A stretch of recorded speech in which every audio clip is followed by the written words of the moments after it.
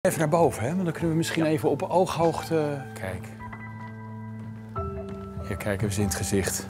Ja, het is net de Noordzee. Hè? Nou, als je zo dichtbij bent. Waarom deze? Nou, dat is een mooi voorbeeld van een vinvis. Dus een van de walvissoorten die kril consumeren en kleine visjes. Wat is kril precies? Kril, dat is eigenlijk Noors voor kleine krabbetjes en kreefjes. Ja. En het staat ook wel synoniem voor zooplankton, ofwel het dierlijke plankton. Maar kril of zooplankton is meer dan alleen die kreefjes, ook vislarfjes. Dat zwemt alle en drijft en zweeft allemaal aan het oppervlakte in de zeeën en oceanen. En gezamenlijk noem je dat dan het zooplankton.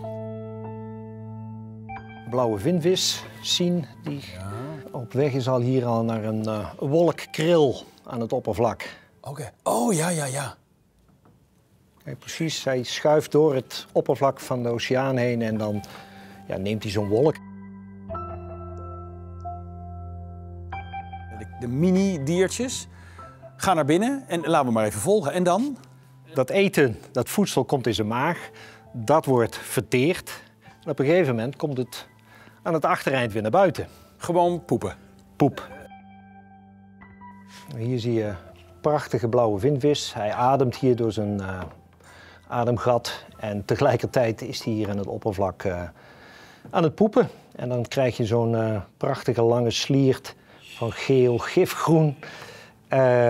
Wat dus aan de bovenkant van de oceaan wordt achtergelaten. Die walvispoep kan allerlei kleuren hebben, maar heeft één belangrijk kenmerk: het drijft altijd naar de oppervlakte.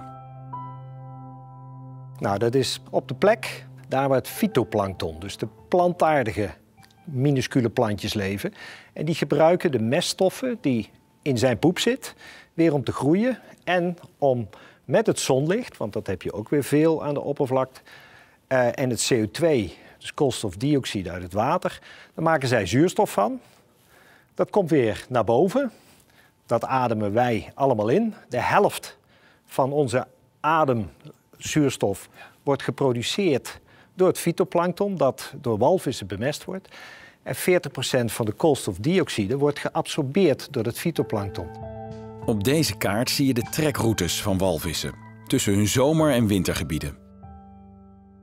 Op die trekroutes, daar wordt door foto's of op satellietbeelden van de NASA gezien dat daar dan weer de fytoplankton het grootst is. En hoe komt dat?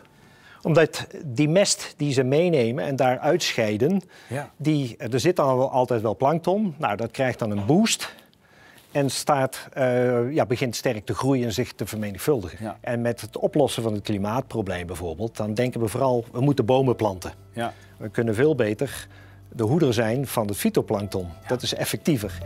En de hoeder van walvissen.